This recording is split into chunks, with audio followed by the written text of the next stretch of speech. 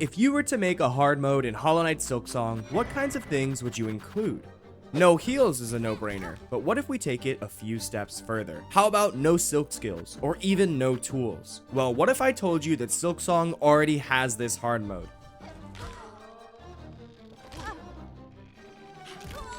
That's right, I'm talking about the cursed version of the Witch's Crest that Hornet has to use during the questline to unlock that crest. This is the finale of the Cursed Crest Challenge. Please enjoy the video. The first challenge at this stage is just figuring out how to get into Act 3 at all. The grinding I did throughout Act 2 paid off, so I can just grab the Silken Soul Wish straight away and visit the caretaker once I've collected all the ingredients so he can set up the trap for Grandmother Silk. Here's where the challenge comes in. Even with the Silk Snare set up, the game will lock you into the curse ending if you beat GMS while cursed. I tried looking for workarounds, but Team Cherry seems pretty intent on not letting Hornet into Act 3 while she's cursed. Damn, so even Team Cherry doesn't like pregnant people. Australia, you've disappointed me for the last time. If you are around for the Pogo only challenge, you'll already know my mindset when it comes to situations like these. I can temporarily edit my save file and switch to the normal Witch's Crest to kill GMS and enter Act 3. This isn't the only time I'll have to do something like this to progress, and I personally think it's worth doing. I've said this before, but when it comes to these challenge runs, my main priority is beating the bosses under the restrictions of the challenge. If it's a choice between having to do a little save file editing versus missing out on an entire act of the game, I'm obviously going to continue the run. And don't you worry your pretty little YouTube viewer selves, this isn't making things any easier on me. The Witch's moveset is exactly the same as the Cursed Crest, and as long as I don't heal or equip any tools, which I obviously wouldn't do, literally nothing changes about the gameplay. Hitless fight incoming, by the way. There we go. GG's. And of course, I'll throw the Cursed Crest back on right after as we enter into Act 3. Now, we're into the glorified boss rush of Silksong, otherwise known as Act 3. Starting off with the Bell Eater. I really am not joking when I say the act is just a big boss rush. There is some side content in the act, but again, it's not like I can use any tools or skills anyway. There is another health upgrade I could get, but as I mentioned in the last part, I'm not doing all that. I will soon come to regret this decision. The only exception is the needle upgrade from Fleetopia, as since I missed one from the Taste of Farloom quest, I definitely will need to grab it. And I think that's everything. Let's finish off this fodder boss with a little help from Mama Bellbeast. Get in here, Mama! Yeah, that's fucking right. These sneaky snails invite us into their home and direct us to our next objective in Act 3. There are plenty of bosses available to do even now, but I want to get through the introductory sequence of the act before then so things run as smoothly as possible later on. We start off by heading to the deep docks, where a surprisingly dangerous platforming sequence blocks the way to our means of transportation into the abyss. Ah, the Abyss. Possibly the most well done callback to the first game. It was a shock to come down here for the first time and see the same abyss with the same look as in Hollow Knight, but it makes total sense. The Abyss is like a layer of the planet in the world of Hollow Knight, so it makes sense that if you go deep enough, you'll run into it no matter where in the world you are. I think this probably has some of the best potential for an area of the game to explore in a potential Silksong DLC. Like, what kind of experiments did the Weavers conduct down here? We get a small taste of what they were up to, but really not much. Or how about the ancient civilization? For the first time, we can actually read a little bit of what they had recorded in the arcane eggs. What's the deal with them? All very cool stuff. Okay, side tangent over, let's get back into the actual game. We located the trapped Grandmother Silk behind the Lake of Void and acquired the final ancestral art, the Silk Sword. We'll use this to make our escape from the abyss so we can update our snail friends as soon as we can.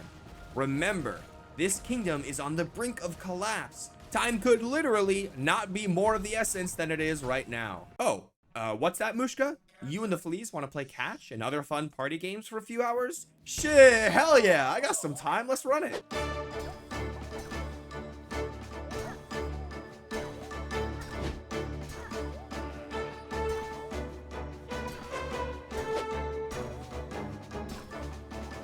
Okay, there we go. I got it. All right.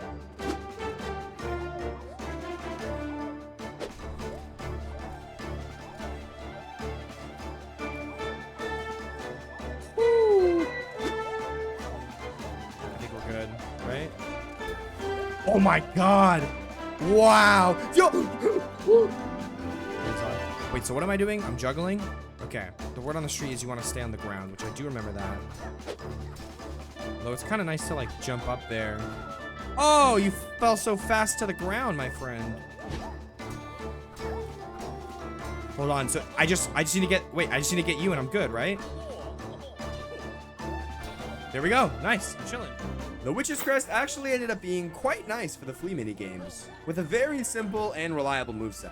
Overall, it only took about 5 minutes to get a high enough score in all the games. With that very important and necessary detour out of the way, we can return to the Snail Shamans and continue the main story. But seriously, that detour actually was important and necessary. Getting the 4th needle upgrade is going to make such a big difference for the bosses in Act 3, so it was a must grab.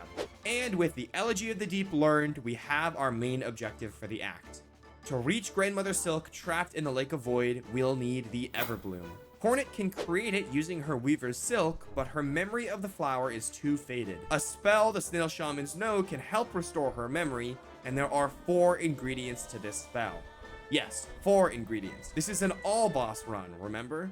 Let's get started. There are over a dozen bosses in Act 3, so on the way to the first memory fight, we'll take on a few side bosses as well, starting with Tormented Trobio.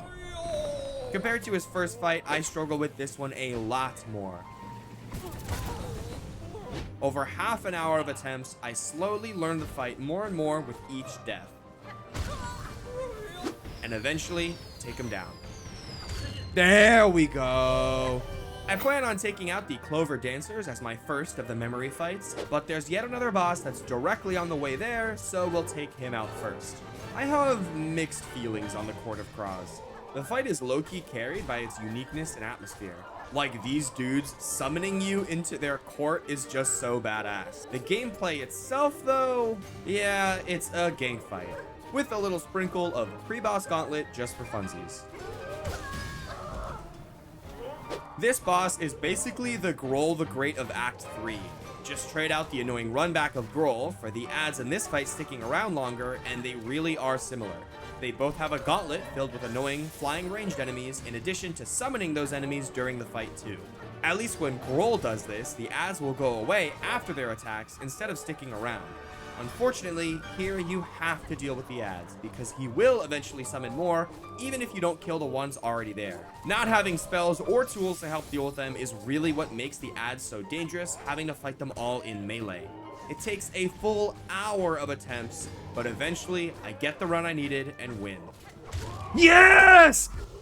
After all that, we finally reach Las Verdania, which makes for a pretty nice break from those intense boss fights. It's mostly a normal Las Verdania experience, a fun platforming focused section through a beautiful looking area of the game. There's only one thing that went different than normal. No, I didn't. That was so dumb. No! Nice! I have absolutely no explanation for the struggle there. Keep in mind, I've never died to the Pale Stag before, ever, including my very first playthrough of the game. Taking 4 tries to beat the Pale Stag is not okay. Thankfully, the real boss of this place goes down much easier. 1 heart down. The next memory fight on my to-do list is Crust King Khan, but first, the Watcher at the Edge. He's an interesting one. He's a pretty simple boss, so the fight itself isn't noteworthy on that front, but he's hidden so well in such a random spot that I completely missed him on my first playthrough, which makes him pretty memorable for me. Otherwise, not a crazy boss or anything, and he goes down without too much trouble. Real quick, before we move on, let me take just a second to thank you for watching the video. You probably hear it in every video you watch, but it really does help out the channel to leave a like and subscribe to the channel. I also highly recommend turning on notifications so you'll know when I'm live and can join in on the action. We'll talk more about it at the end of the video. For now, let's just get back to it. And here we are, the Coral Tower. At the top of this tower lies Crust King Khan, the next memory fight, and the commander of the Coral Forces. He also happens to be one of the easiest bosses in all of Act 3. You probably already knew this, but the actual challenge of acquiring the encrusted heart is not from beating Khan, it's from beating the 3 full-length enemy gauntlets in a row without any checkpoints. And these enemies are no slouches either. We genuinely have some tough customers to deal with here in some of the nastiest combinations out there. It's literally over an hour of attempts before I even get to the 3rd gauntlet. And yeah, that was not gonna happen. Unsurprisingly, the gauntlets have consistently been the most difficult parts of this challenge. The bosses I struggle with most are the ones that have gauntlets before them, like Grohl the Great and the Court of Cross. What was even harder than them? The High Halls gauntlet. The most amount of time spent on one fight in this entire run up till now. And this gauntlet is no exception. The Coral Tower, above all else, is a test of endurance. I have a very limited health pool. Guess I should have gotten that health upgrade after all. And I have to stretch it across all 31 waves of the first 3 gauntlets. I sink a full 6 hours over the course of 3 separate live streams into this gauntlet just to die over and over again. I have to play almost perfectly the entire gauntlet, and I've developed several strategies to be able to handle each wave as optimally as possible. Let's go wave by wave and break it down. Things aren't so bad at the start if you play it smart. Unlike the other gauntlets in the game, during certain waves, the next enemies will start spawning once you defeat the first enemy of the current wave. I have to account for this throughout these waves, so it's best here to try and kill these dudes roughly at the same time. Then I want to stand right here in advance of this enemy spawning. Since I know where he's going to be, I can prepare to take him out extremely quickly. I'll try to do this as much as possible whenever I know where an enemy is going to spawn so that I can take it out quickly. Of course, I mess it up here, and this section becomes much more difficult for it. I thankfully managed to avoid damage, and the next wave is an easy one. An important strategy to use here is to leave at least one of these guys alive. Remember how in certain waves, the next enemy will start spawning even before all of the current enemies are defeated? Well, if there's at least one of these enemies on screen, then the next set of enemies won't spawn in any faster than one at a time, making them much easier to deal with. The final wave of Gauntlet 1 isn't too bad, but if I'm not careful, I can still get clipped by the ranged attacks of the flying enemy, so I do need to be somewhat careful. Gauntlet 2 is a big step up in difficulty, starting out with 2 very annoying enemies. It's really important to kill these guys around the same time, because for whatever reason, I just cannot deal with the next wave while one of them is still alive. I don't know how these guys of all things gave me so much trouble, especially when they were so easy to deal with in the Pogo Challenge. The next wave is a simple one, but with 3 enemies, it can still be tricky. Taking out the first enemy as fast as possible is ideal, but it's really just important to play well and not take damage. Big Jelly is up next, but it's such a slow enemy, I can take it out before it even does anything. This is another very dangerous wave. The Conch Flies are a very infamous enemy for how unpredictable their attacks can be. And with some of the floor now being unsafe, it can be even harder to deal with them. And of course, taking them out at the same time is important, otherwise I have to deal with other enemies at the same time. Getting hit so early into Gauntlet 2 is unfortunate, but hopefully I can make up for it by playing well further into the gauntlet. Well, that sucked. Next up is the first of the big boys. They can be dangerous if I'm not careful, but just one by itself is pretty easy to play around. More pufferfish in the next round, so I use the same trick and keep one alive as needed. I take the opportunity to practice a method to deal with these ranged guys. You can smack their projectiles back at them, and with so much of the floor being unsafe to stand on, getting used to dealing with the enemy from the wall is an important skill to develop. Almost done with Gauntlet 2. Next up is 2 of these conch fly enemies. It's 1 less than last time, but with the spikes on the ground, it's still pretty tricky. And the last wave, 2 of the big boys. Really no special strategy, just gotta choose the right time to get in attacks. Obviously, it would be ideal to take out one as fast as possible and minimize the amount of time that there are 2 of them on screen. But sometimes, with the way these guys move, I just don't really have that choice. Only taking 3 hits isn't really that bad of a performance for Gauntlet 2, but unfortunately, 2 of the hits were double damage. 4 health for the last gauntlet isn't perfect, but at least it's enough to live through a couple hits. Gauntlet 3 comes out swinging with 3 enemies at once. Of course, this guy is the main threat for me, so I try to take him out as fast as possible, and it's an easy wave from there. These two are a tricky combination, with conch flies coming in right after you kill the first one. Because of this, I try to take out the ranged enemy first, as it's harder to deal with the conch flies if he's still around, but I unfortunately take some damage in the process. At this point, I'm comfortable enough with the conch flies if they're the only threat around, so no problems from here. Same thing for this wave as well. Spikes on the wall gives me less room to move, but these guys usually go down pretty easily. Another jelly boy is next, still no problem. This wave has the first of the bubble boys. They definitely look like they'd be a tough enemy, but they're surprisingly easy to deal with. Just attack one bubble to break it, which will cause a chain reaction and break all the other bubbles. Another big boy is up next, and while this time there's only one of them, other types of enemies will spawn in, so caution is necessary. And here comes the series of waves where the entire floor is spiked up. Even the pufferfish enemies can be tricky in this situation, and I end up taking damage against them. And this is why I mentioned practicing that strategy earlier, as it's pretty much the only method to deal with him this time. This big boy is kind enough to take out the spikes on the ground, and in return, I take him out. At this point, I'm the farthest into the gauntlet I've ever been before, and I'm expecting it to be over any second. Plus, with only 2 health left, I'm potentially 1 hit away from death, so my nerves are especially on edge. I can literally hear my heart beating in my own ears, which makes this the last combination of enemies I'd ever want to see. Thankfully, at this point, I've transcended into a higher plane of being locked in and can take them out. And we are still going with a double jelly wave with spikes covering everything but the ground. Oh my god, that was a close one. Oh, with just 1 jellyfish left, there's no problem taking it down. Oh my god! 6 hours of attempts, and I'm finally done. If I never see this damn tower ever again, it will have been too soon. Once I break this stalactite to open the shortcut, I'm home free. Listen, I'm not even going to pretend to keep anyone in suspense. Gauntlet 4 is completed easily on the 2nd try, and Crust King Khan, yeah, he goes down hitless! That's right, give me that damn encrusted heart. I'm getting the fuck out of here.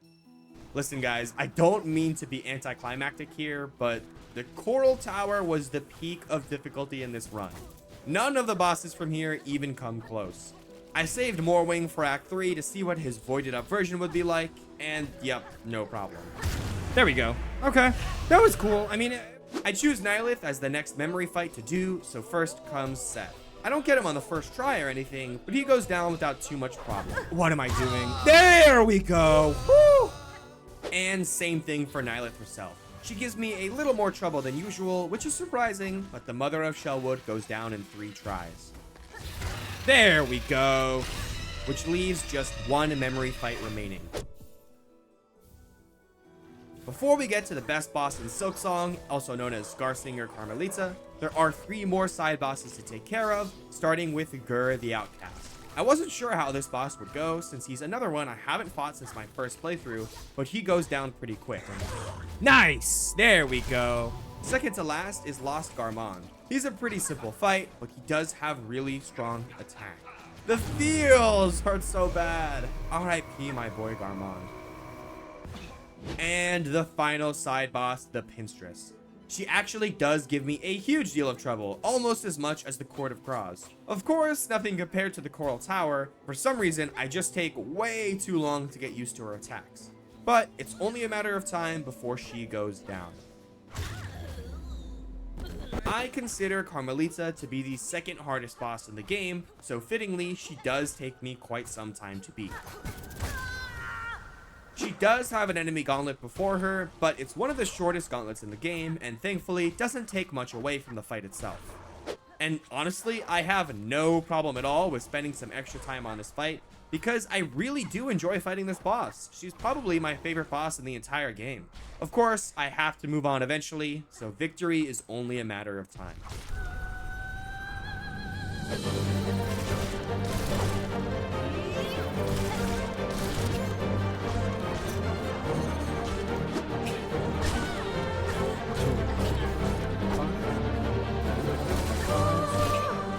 Dude, fuck that, man. Fuck.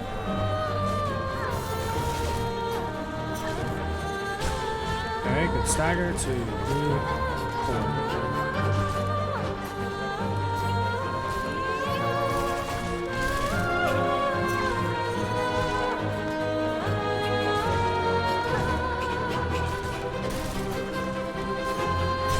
Nice, good stagger. Phase 3, potentially? Yes.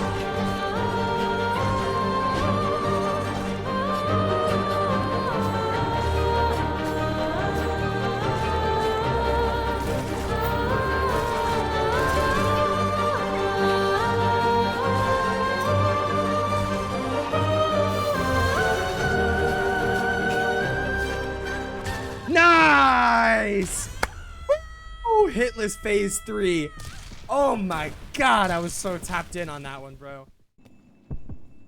With every memory fight completed, I have the means to power the Snail Shaman spell and enter the red memory.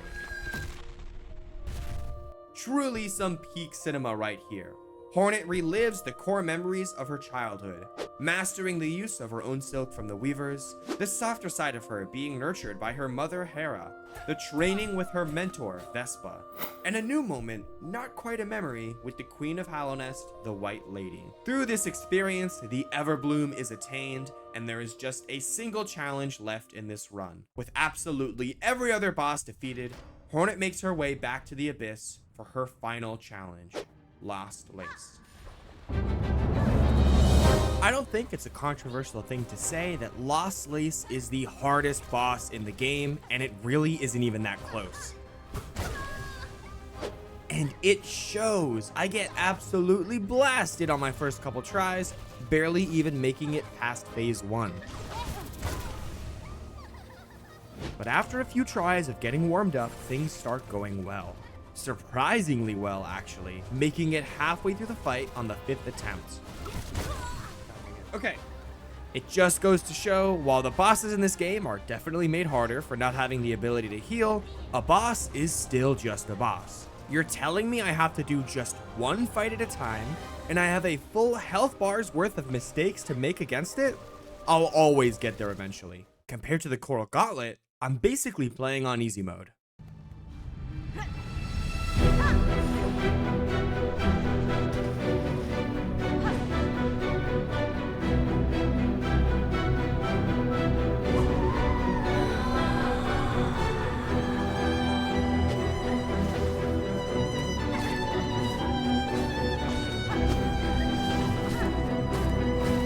Let's get away from the coral face. I want that. Okay, phase 2.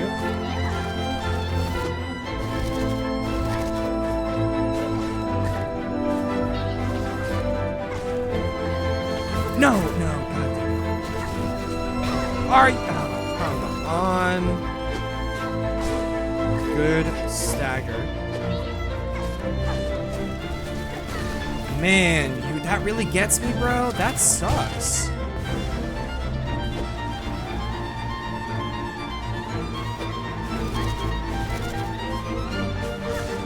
Nice, good stagger. Okay, phase 3. Or phase 4, I mean. I got the hitless phase 3, which is perfect. Alright, maybe that was the one mistake I needed, bro. The hitless phase 3 bought me that one mistake. Maybe that's all I needed, bro. Let's see. 1 HP in a dream.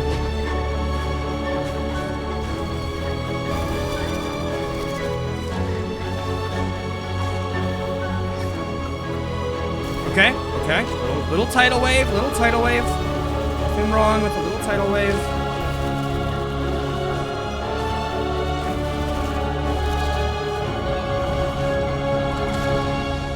Yeah, I'm just that good. I am just that guy. Woo! And that is my second official challenge run completed. I gotta say, while this one maybe wasn't as fun as the Pogo Only challenge, I still thoroughly enjoyed the Cursed Crest challenge run. I'm also excited to officially announce the next challenge run I'll be doing, the 1 HP challenge.